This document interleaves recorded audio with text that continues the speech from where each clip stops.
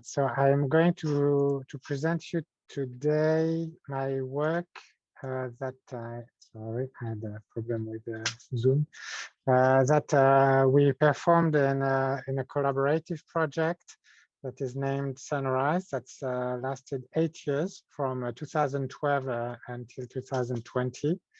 It's a project that coordinated and that grouped 9 academic labs in France in different disciplines, and 6 companies that are involved into sunflower breeding. And the aim of the project was to better understand how sunflower can tolerate drought, and at the crop level, at the plant level, at the physiological level, and at the molecular level, how this genetic program allows the plant to tolerate and react to the environment. But also at the economic level, how the innovation that genetics and genomics can produce can be accepted by the growers, and that can actually be put in place.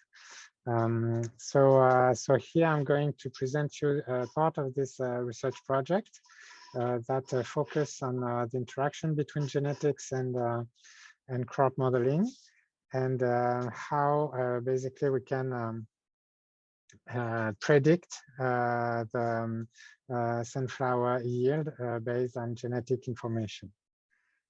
So just as a background, of course, climate change is, sorry, okay. Of course, climate change is dramatically impacting agriculture, and in Europe, in fact, we are very much impacted in the southern Europe.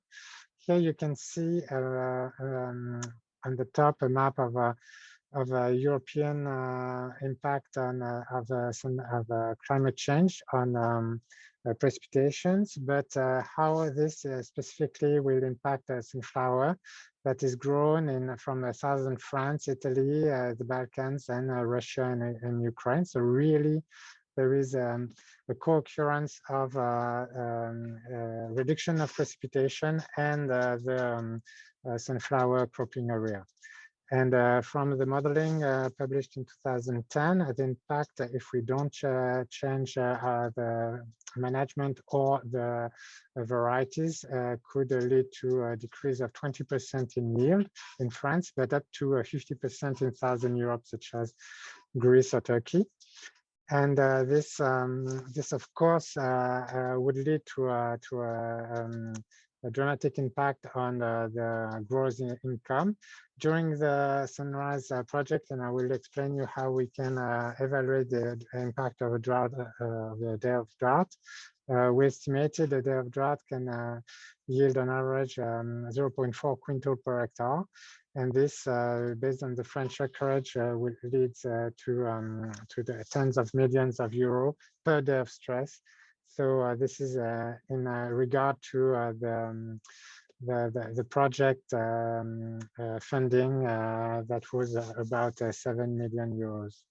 So we also were able to estimate that by 2040 in France, based on crop modeling, the number of days of stress would be increased by 50%, going from between 30 to 40 up to more than 50 per year days of stress.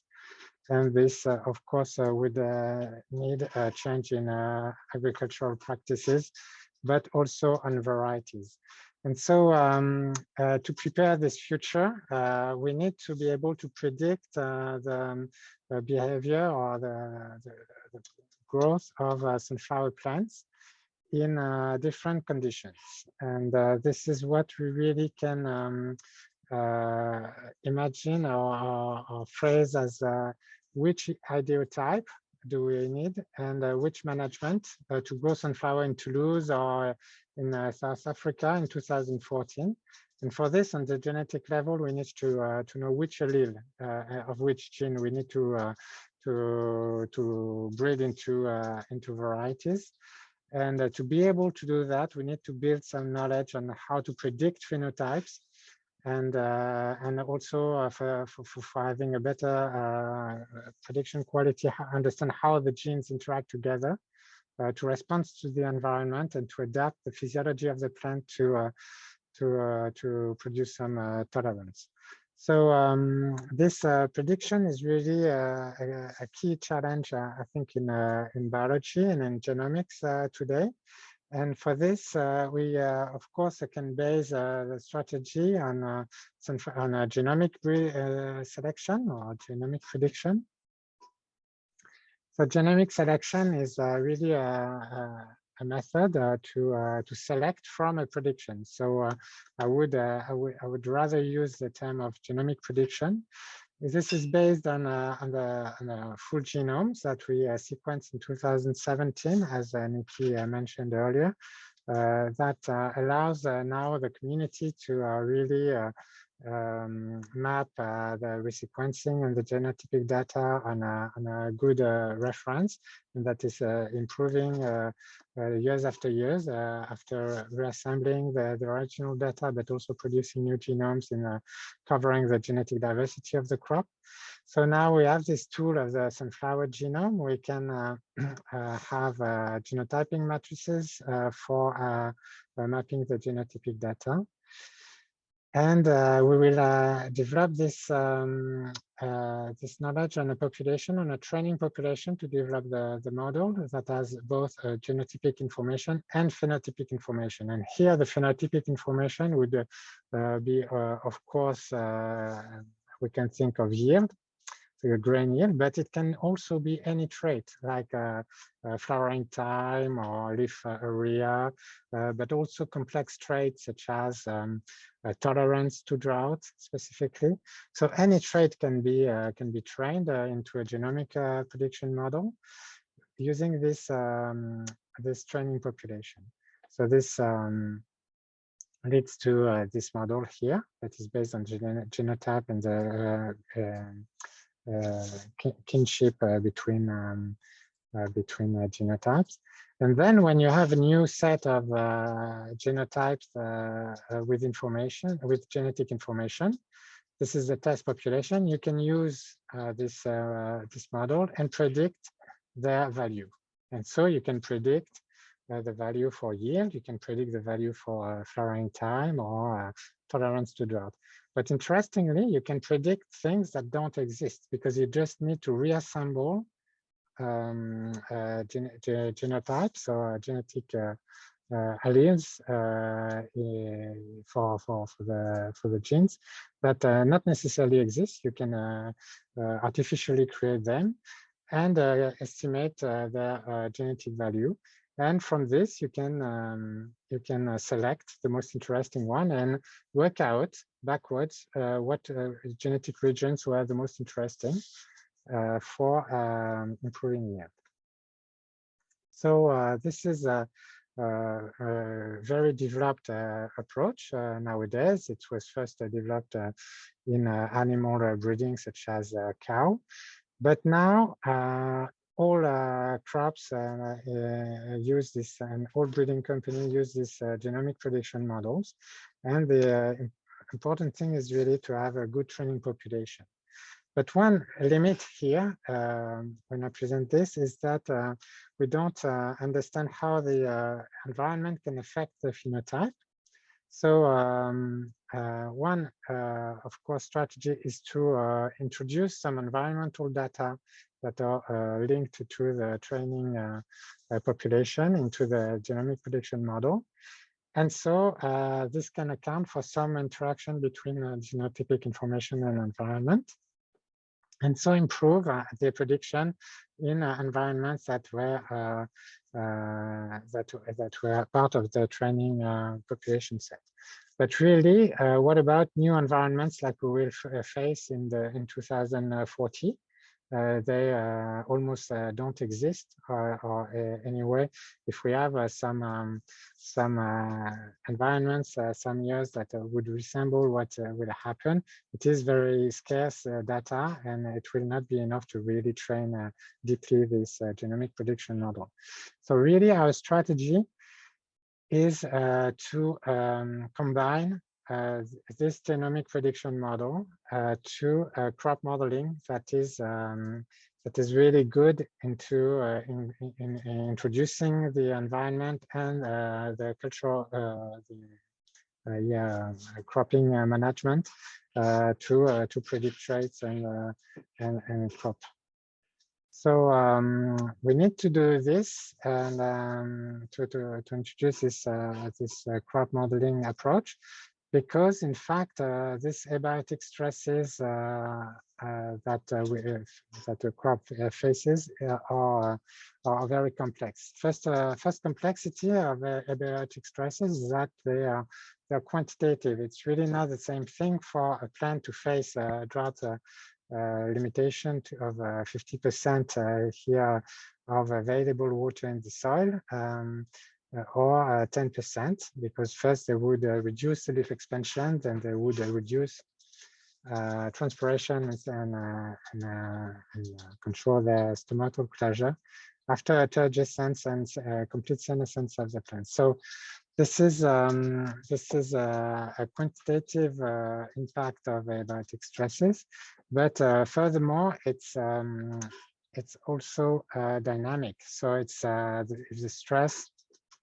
if there is no stress at the beginning of the cropping cycle, then it would appear later on, like during flowering, but then later during the feeding of grains. So you could have years where you would have a drought earlier during the vegetative period and very much less at the end. So it's something dynamic, and this is a complexity because it's according to the drought scenarios, it will not have the same effect.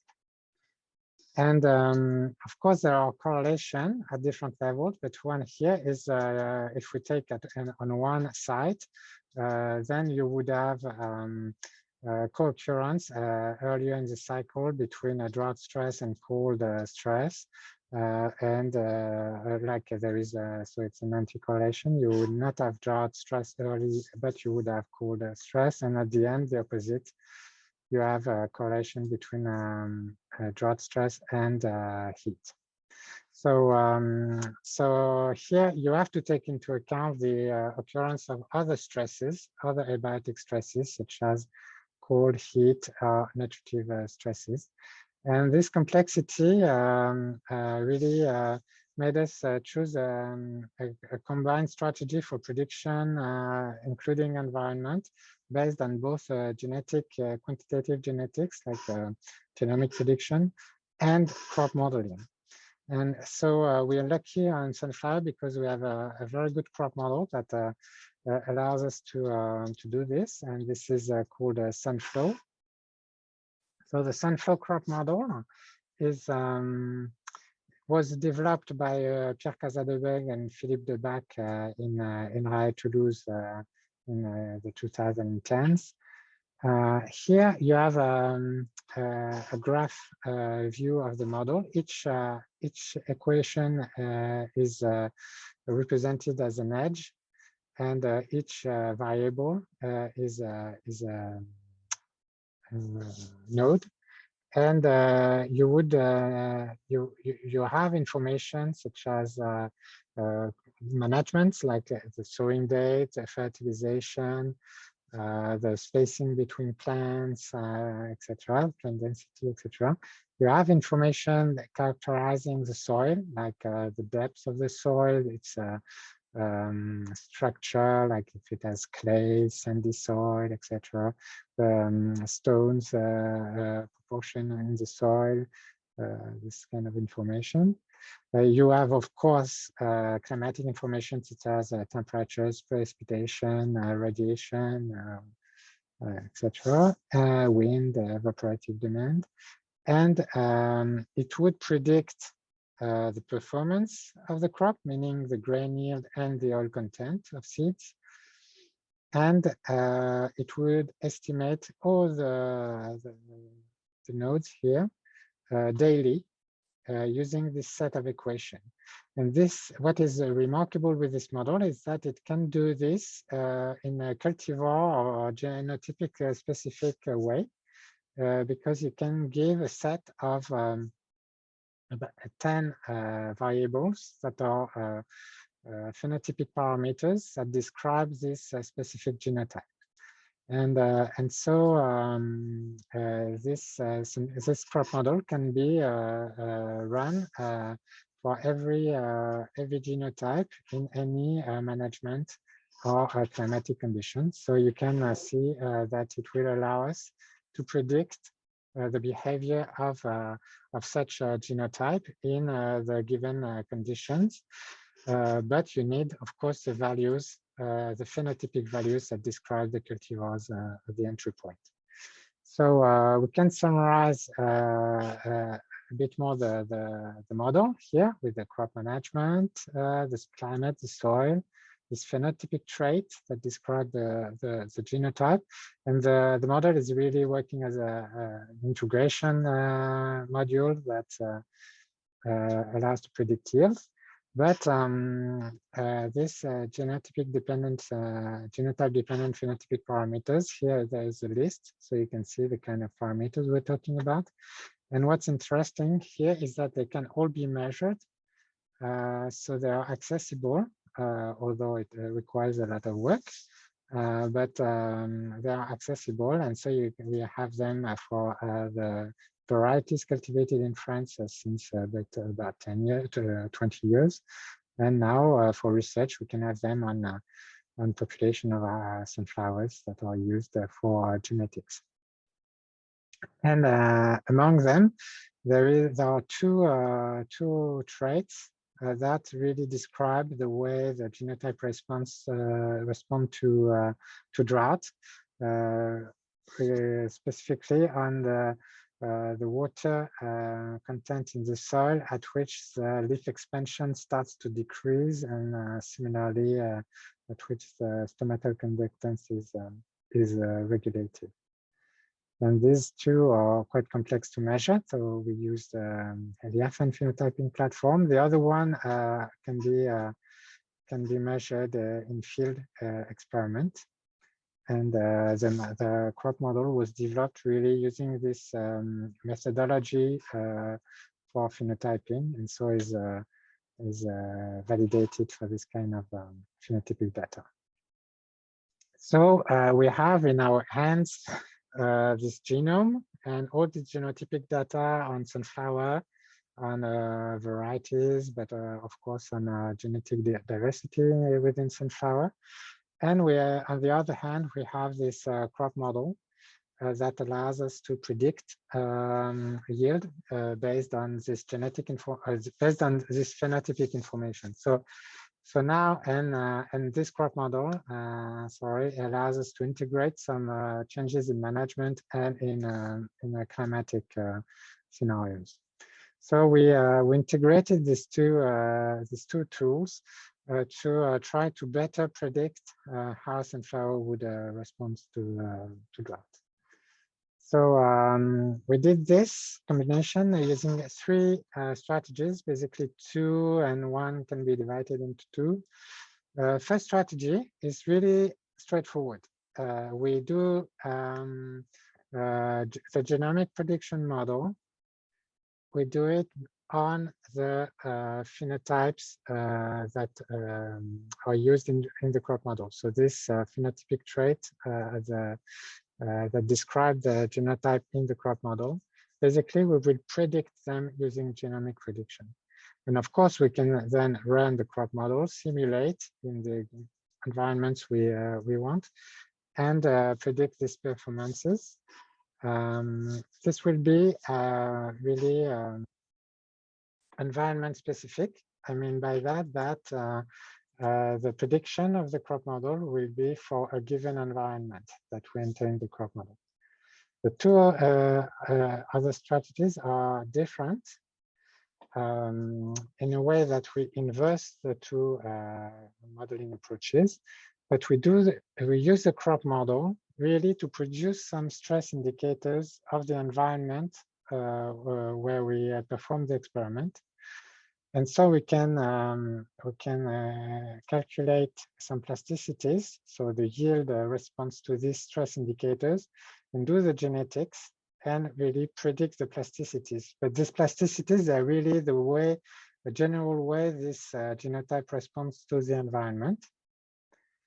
And so if we can do genomic prediction, we can also do GWAS, identify which genomic region really control this plasticity. So this tolerance to drought, if you prefer this term of tolerance.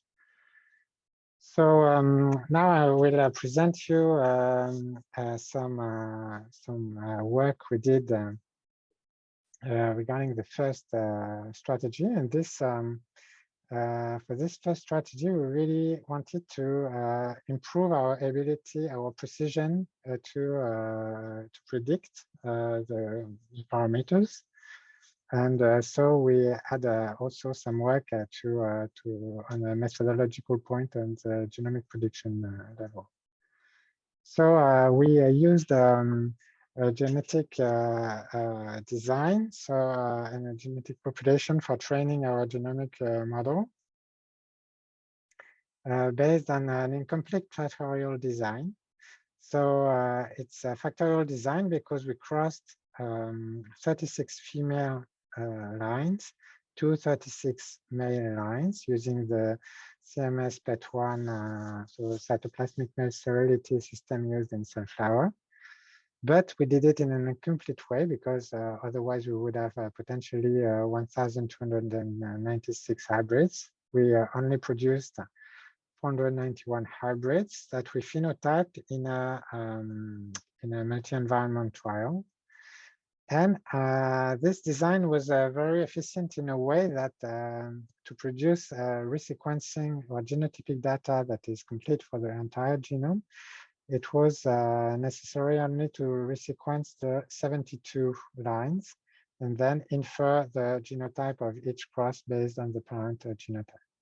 So we performed this resequencing and mapping in collaboration with Jérôme Gouzy and Stéphane Muñoz at INRAE Toulouse, the same lab than myself. That produced genotyping matrix of about 500,000 SNPs that are non-redundant in each compartment, in each female and each male groups, and with a minimal allele frequency of 10%. So this allowed us to efficiently produce a complete genotypic matrix that represent about 14 million SNPs in total. And this data was confronted to phenotypic data that was collected on a multi-environmental trial in France and in Romania. Here you can see the map of France and Romania with the coloring based on the sunflower producing areas. Toulouse is here.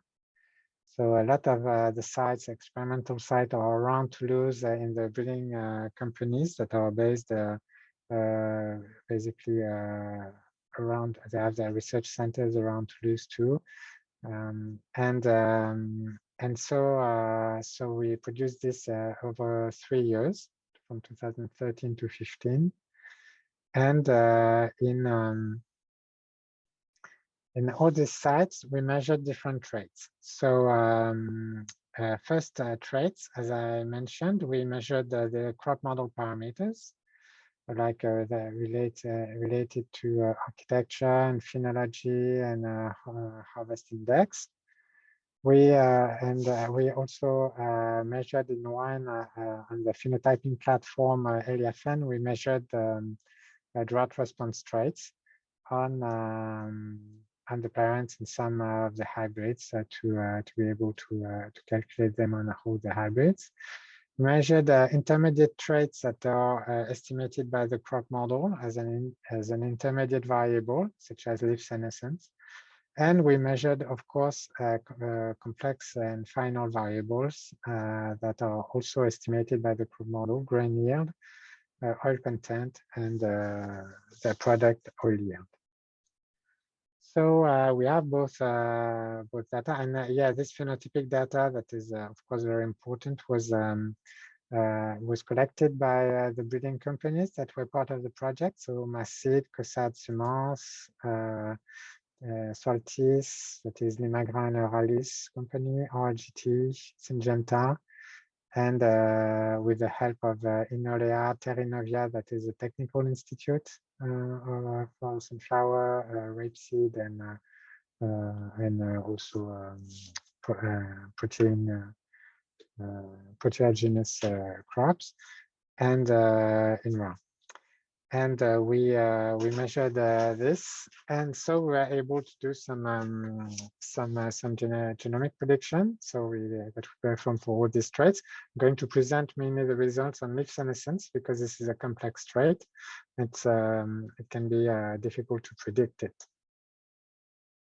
So here we have this was a PhD of Fanny Bonafous. She divided basically SNPs into subsets. Really, the hypothesis is that SNPs that are in genes that are really involved into the trait should have stronger effects to SNPs that are not that are part of genes that are not directly involved into the trait. And so their variants could be modeled differently. And so this is really what this multi-blob, her approach was based on. And so she modeled differently a first subset that are functional SNPs and a second subset that are basically the remaining SNPs from the genomic background. And these functional SNPs, they were selected into with different approaches. One was using GWAS on the trait, where we could identify genes and regions and include these SNPs into this first subset. And the other one I was using annotation, really based on homology to model plants such as Arabidopsis, and pathways involved into the trait. So here, for instance, oil content. Genes involved into oil biosynthesis could be introduced into the model, for instance. For leaf senescence, we used the SNPs that were identified using GWAS, and here you can see that we measured leaf senescence in 6 different environments in our trials, and in each environment we were able to predict the senescence using a cross validation technique and averaging the correlation. And so here this is an average correlation using cross validation, which is called accuracy. In red on the left, you have the accuracy for a genomic prediction model without these 2 subsets. And then we're using subsets where we keep the best SNP in each environment. So we have basically 6 SNPs, 12 SNPs keeping the 2. And in purple, we have all SNPs that were suggested or identified using an EB criterion and using the multi-locus mixed model approach of GWAS that you can find a reference in our article. And here we see that using this, all the SNPs that are suggested using this MLMM method is always improving the accuracy of the prediction. So it's good, but even in some environments, really making a strong difference. And so we think this is a good strategy to improve genomic prediction accuracy. For this trait, it worked very well. To be honest, it's not always as clear as this. And here we improved our ability to predict given trait. But really, we wanted to go further and validate this genomic prediction. So how do you validate really genomic prediction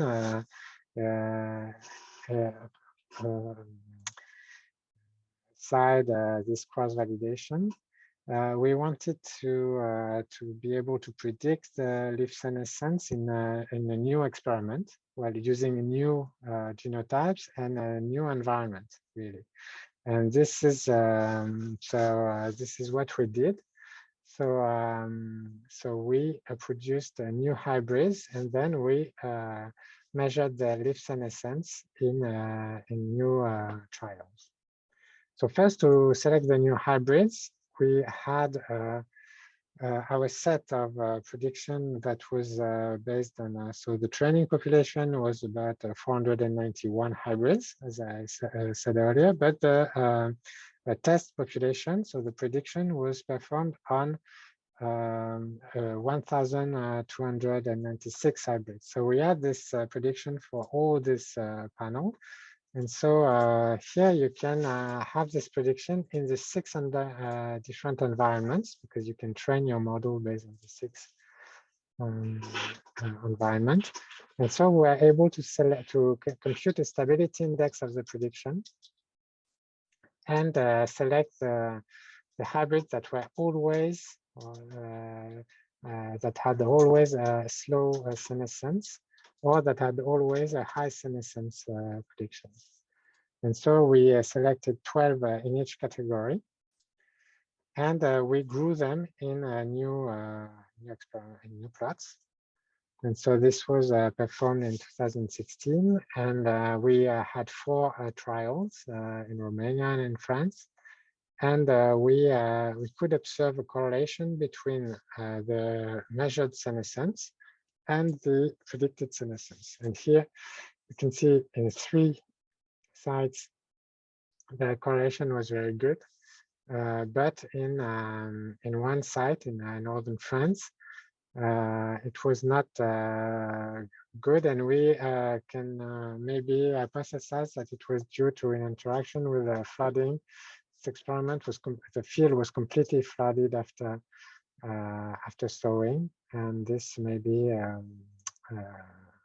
interacted with this phenotype. But anyway, the correlation in this site is typically not good. However, we have the 3 others that we think this prediction is very good, and so we can successfully predict leaf senescence, which is an important trait for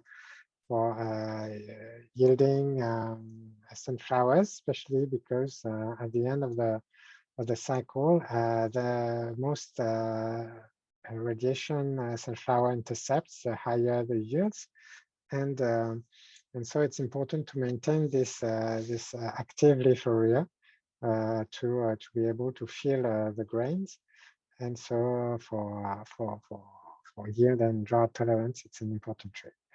But in fact, here we have a strong limitation, because of course we can predict very well leaf senescence within this 1,200 hybrids that are genetically related.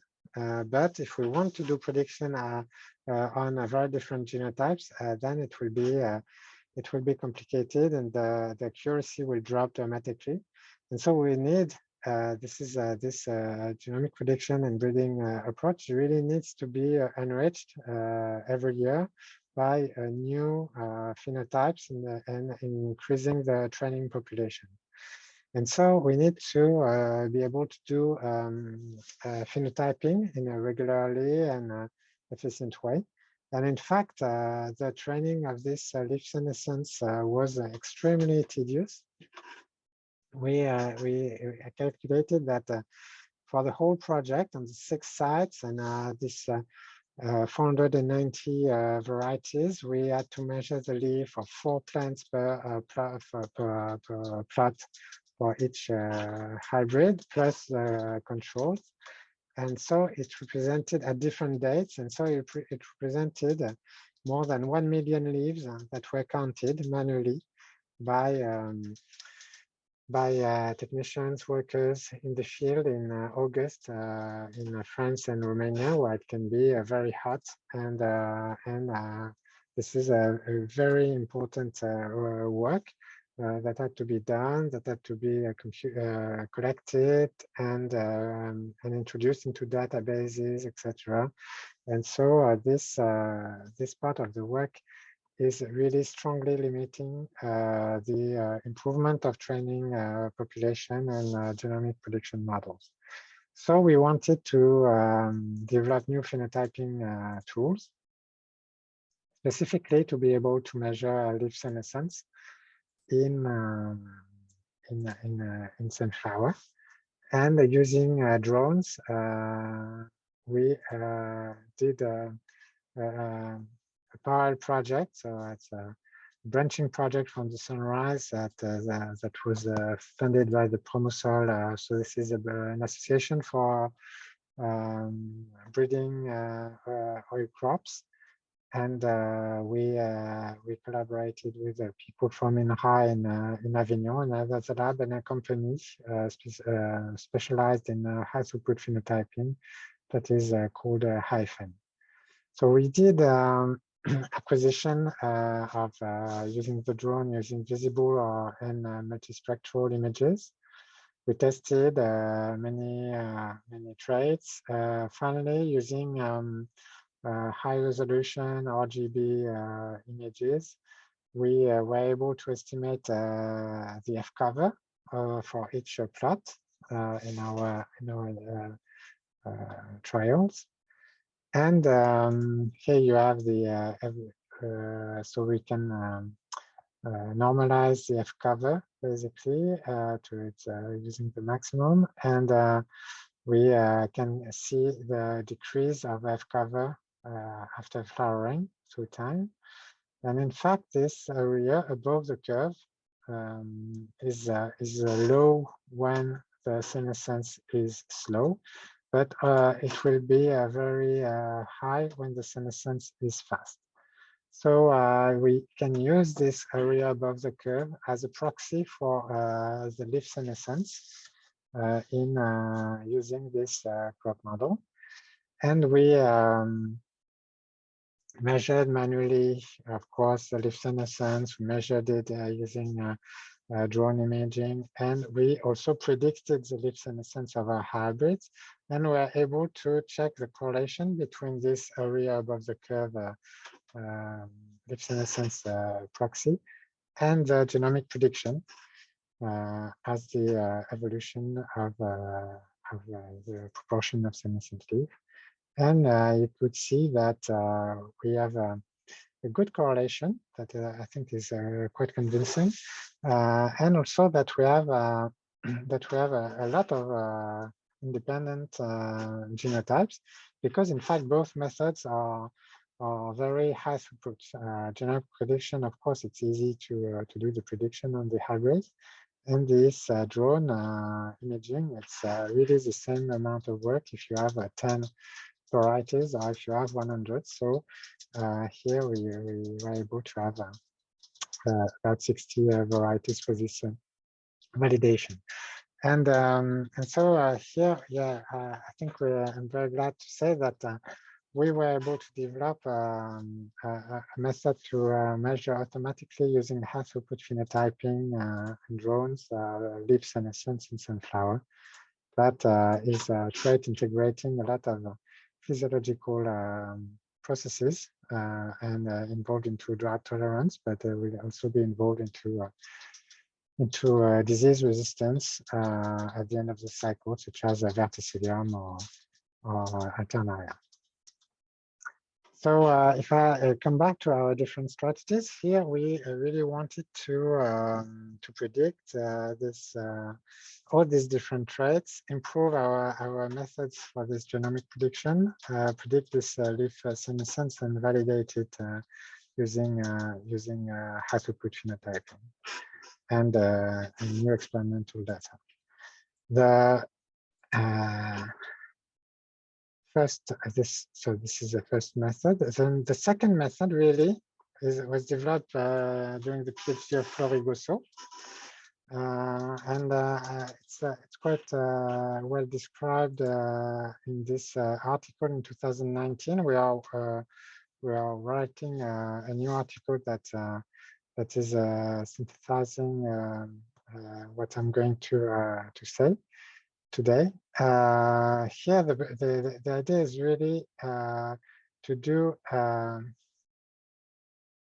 So that's sorry. That's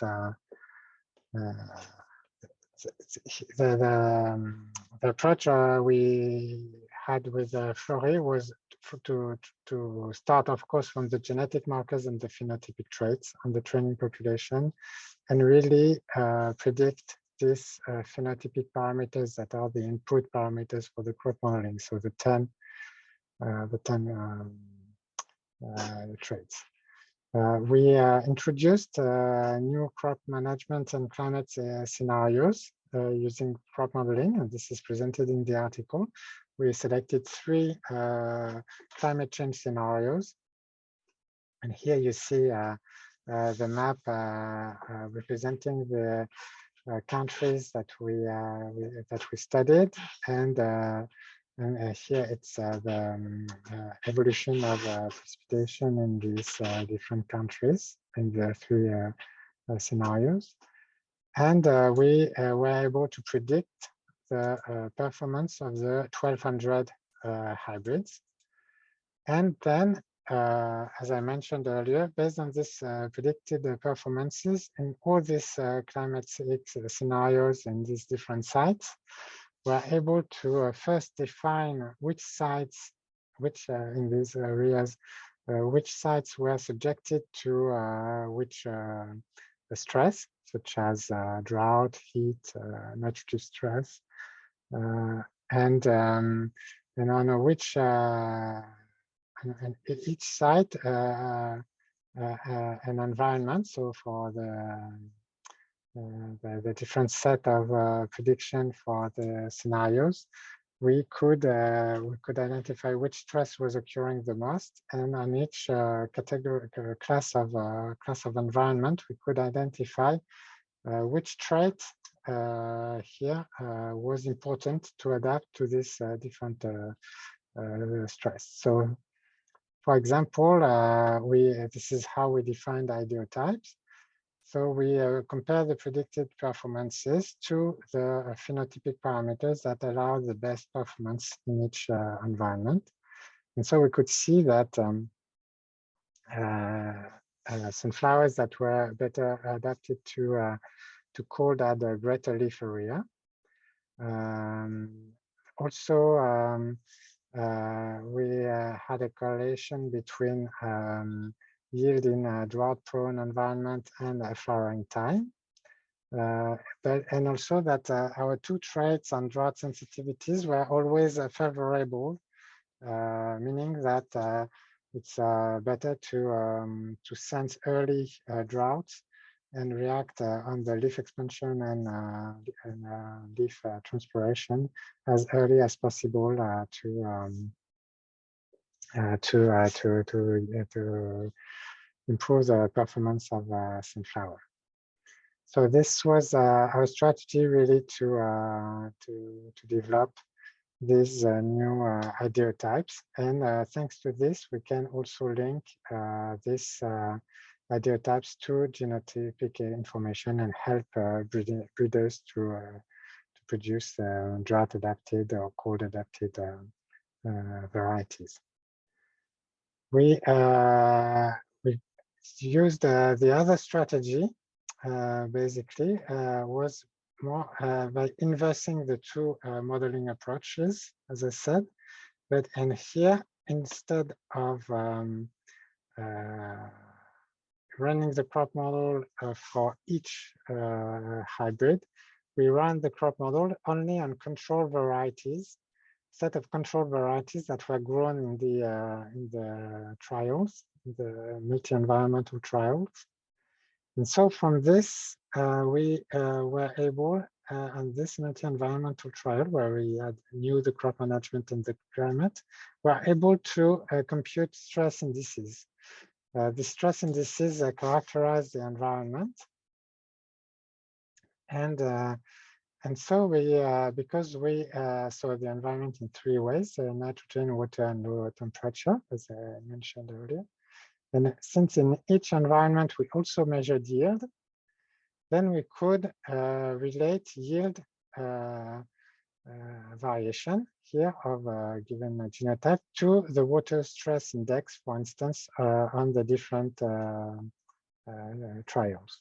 So here we had we have done this in different genetic population now, and so we had here I think 14 or 17 trials.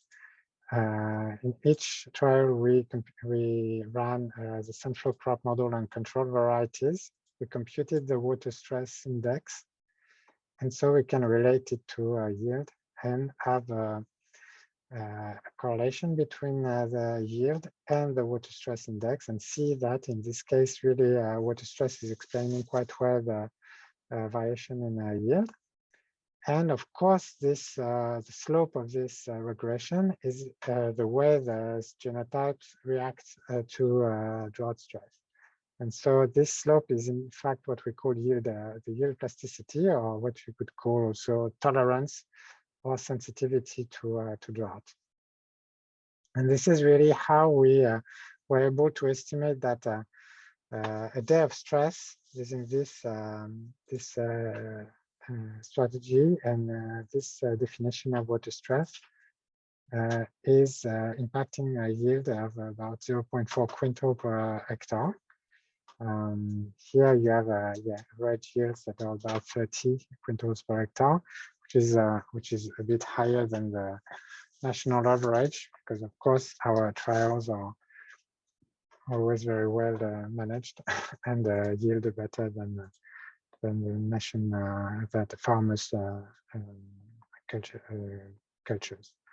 But this way we are able, as you see, to calculate really a kind of a tolerance and sensitivity to drought, and this is what we call the plasticity, and also what we I mentioned earlier as a non-environment specific information. It's really a general characteristic of the genotype. And we have this kind of plasticity for yield, of course, but you could have this plasticity for any trait you want. So we have it also for oil content and oil yield, for instance. And this is what we published in 2017 for oil yield. Then you have it for nitrogen, the plasticity of grain yield for nitrogen or nutritive stress, for cold temperature, etc. So we did this approach. We computed these plasticities for all our population. So here the 490 hybrids. And we're able to use a quantitative genetics model, both on the genomic prediction and on GWAS. So for genomic prediction, as I said, we had a range of plasticities, so grain yield plasticity or oil yield plasticity, and for each abiotic stress. And here you can see the kind of accuracies we have on average for these predictions, which are rather lower than the one we had for leaf senescence, for instance, or the one we can have for flowering time. But in fact, it's quite similar to what we have for yield. If we just do a yield, genomic prediction for yield, you would have typically between 0.35 and 0.40. And so this is very useful information, basically to breed for plasticity. But how much accurate and how much good it is to when you want to predict a new hybrid and to check maybe if in new environments where you can control the stress, if it's really improving the yield or the oil yield. So we had a similar approach to what we did for leaf senescence. We really wanted to do some experimental validation with new hybrids in new environments and check really if our predictions were good. So here we didn't have 6 environments where we're able to do the prediction and have a kind of a stability index or for the prediction, because of course the plasticity itself is integrating all the environments. So we made a trade-off between the potential yield and its the yield tolerance to drought. And so we have this scatter plot between the predicted grain yield and the predicted plasticity for drought. You can see that there is a correlation between both. That is, of course, going to the unwanted direction, meaning that average high-yielding hybrids are more sensitive to drought. So we selected 3 sets of hybrids that are high-yielding, but drought-sensitive or drought-tolerant, and that are very drought-tolerant. And we performed experiments where we controlled irrigation. And so this was done in a field experiment by Terranovia, with or without irrigation. And here you could see the correlation between our 3 sets of hybrids, where we could see that there is a correlation between the water stress plasticity and the yield difference between both conditions. So that confirms that this prediction and this genomic prediction model using this plasticity is actually producing quality information. And we also used the phenotyping platform Eliafen that we developed here at INRA Toulouse. Here you can see this little movie. The robot is running on this platform. It's a concrete platform with 1,300 plants grown in pots that are 15 liters pots, where you can grow sunflower from really sowing to seed maturity. And in fact, for our experiment, we started limiting the irrigation at the onset of flowering until the full grain maturity. And this allowed us to impose drought stress, that is a moderate drought stress, but during 1.5 months daily, and then validate afterwards impact on the biomass, grain yield, oil content, etc.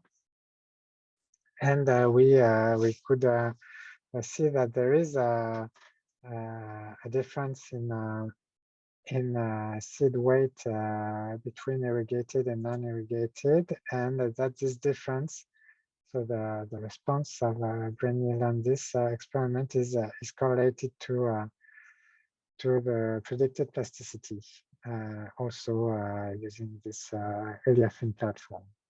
So here, this platform is really used more to manage the drought scenario. Not really directly for high-throughput phenotyping, but we have also developed some phenotyping protocols now that I'm not going to presenting in this presentation, but I can answer questions and show you some data afterwards if you want. So this is where we validated our prediction for drought yield plasticity for drought. So if I summarize here our approach, we calculated stress indicators on our environment using control varieties. We used the genomic prediction to predict the plasticity, so the tolerance or sensitivity of sunflower to drought, but also to cold or nutritive stresses. And we were able to validate this using new genotypes and new environments. But one real challenge is really, as I said earlier, to go beyond this set of hybrids and these parents, although they were covering large genetic diversity, and really to do this prediction on the genetic resources that we have in Sunflower, and that were developed through the last decades by really great scientists here in France that gathered and developed together about 2,400 inbred lines, and that are maintained here by the Genetic Resource Center for Sunflower with Marie-Claude Boniface and Camille that you can see here. And then we had the funding from for a small promotional project on this to be able to do this prediction, but really learn the prediction on a training population similar to what I presented earlier, but a diversity panel, a slightly smaller diversity panel, and do the genetic prediction on all the 2,400 lines. Here it's very tricky, and so you can always compute a prediction, but really we wanted to validate if it was also correct on this type of genetic material. The results were not as good as for the previous hybrids because of the genetic distance, obviously. Here, it's a bit complicated. I'm not going to explain exactly the details of the graph.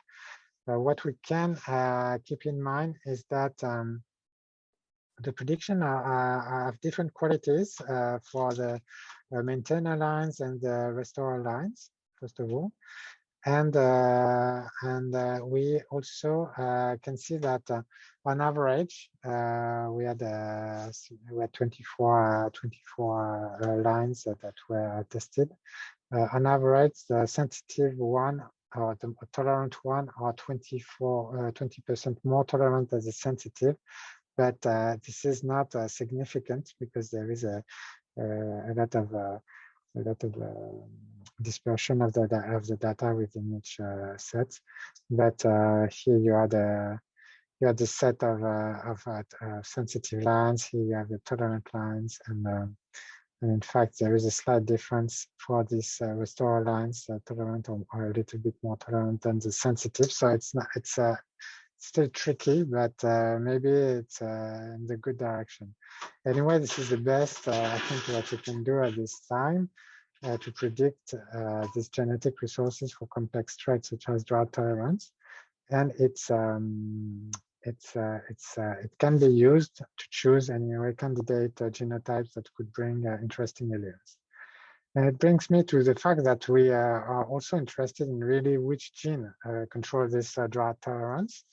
And for this, because we computed plasticities for each of the inbred lines, where each of the hybrids were all, of course, able to do a genome-wide association and then identify which region is associated to viability into drought tolerance.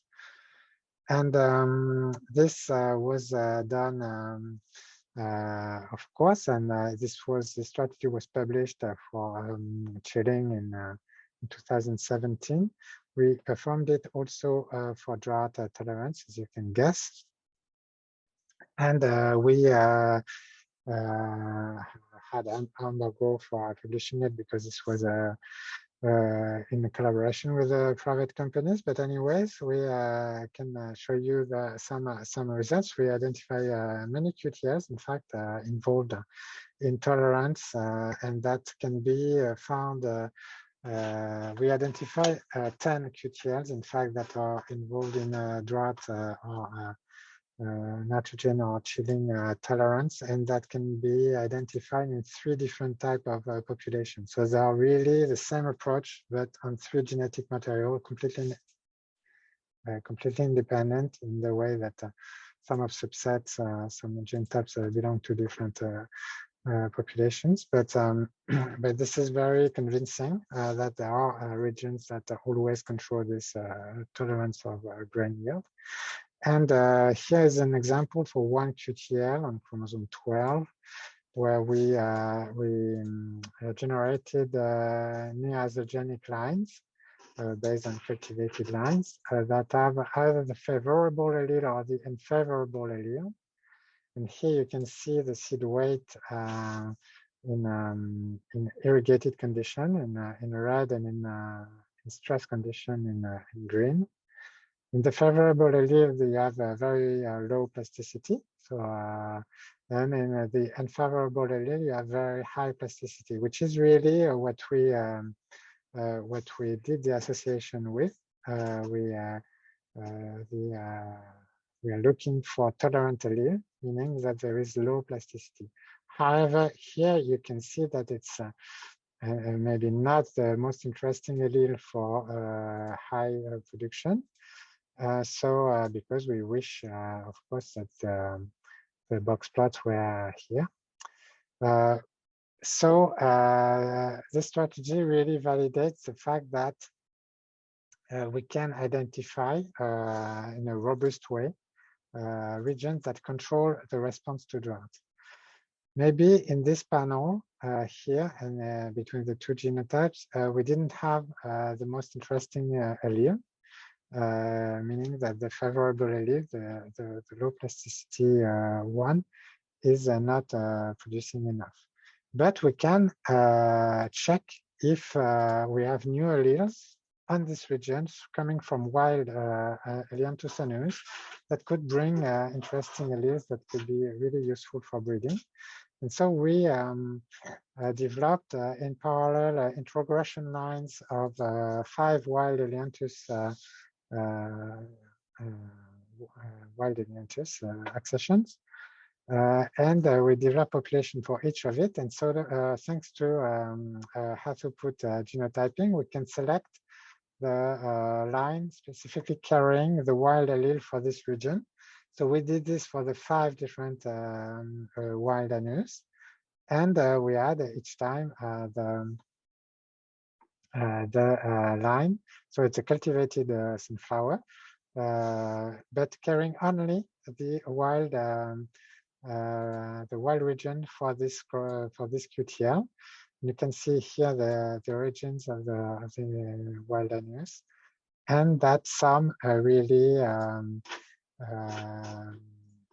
yield differently between the different alleles, and that they are likely quite tolerant, all of them, but impacting the yield. So we're producing this data now to really make sure that the potential identification of interesting alleles is possible using this strategy. So I'm finishing this presentation. As we have seen, we developed this combined strategy to identify the QTLs for plasticity, to develop method for prediction of complex traits, including new environments and new climatic scenarios. This QTL of plasticities are available for breeding to convert elite lines and by the Sunrise partners, and eventually lead to new varieties and be part of the future varieties of sunflower more tolerant to drought. We are, of course, interested in understanding how these things work on the genetic level and on the physiological level. And this can be done using cloning this QTL. So we are in the way of cloning one QTL for cold tolerance, and we are describing, fine mapping this other QTL for drought tolerance. And this requires new genomes and, of course, phenotypic proxies. So I invest a lot on developing phenotyping tools using a drone, the PhenoMobile, or the Heliathon platform to be able to have phenotypic proxies to accelerate identification of genomic regions controlling them, and therefore accelerate breeding by introducing these traits into varieties. For understanding better this genetic control, we are also collaborating with statisticians here in Toulouse that infer a gene regulatory network. And so we have an approach of systems biology to infer the gene regulatory network involved in drought tolerance that in fact include our candidate genes included in the QTLs identified, to work out how these QTLs can interact together and maybe validate their interaction at a molecular level. So this is in collaboration with these people. We have submitted some papers for this gene regulatory network and are expecting publication soon. So I'm finishing on this integrative view. As you see, we have this project where we were able to really join this agronomy levels in crop management, climatic scenarios. This integration to crop modeling, I think it's really pivotal in our research. Because it's really helping the genetics to work on more appropriate traits and develop the stress indices that describe the environment. And then after we have this genetic and genomic work to understand how this can be controlled and help the prediction, because this is really the key to eventually being able to predict phenotypes based on genetic information. So I want to thank everyone that participated, specifically Brigitte Mangin in statistical genetics, Pierre Casadebeg in crop modeling, the Sunflow, and the students presented the work, Fanny Bonafous, Alexandra Dunen on the genetic resources prediction, and Florie Gosso for really the integration, between crop models and genetics. And of course, key players such as Stéphane and Jérôme for genomics, Philippe Burger for the high-throughput phenotyping. Thank you all for your attention. Really, I will be happy to discuss and interact with you. And I hope this last seminar of the year was interesting. And yeah, I'm happy now to answer. Thank you very much, Nicolas. It was a very big talk, so much work. It's amazing to see all the connections that were made. Are there any questions? I guess I could start. So, Nicolas, you're doing so much in terms of phenotyping and your platform to monitor drought.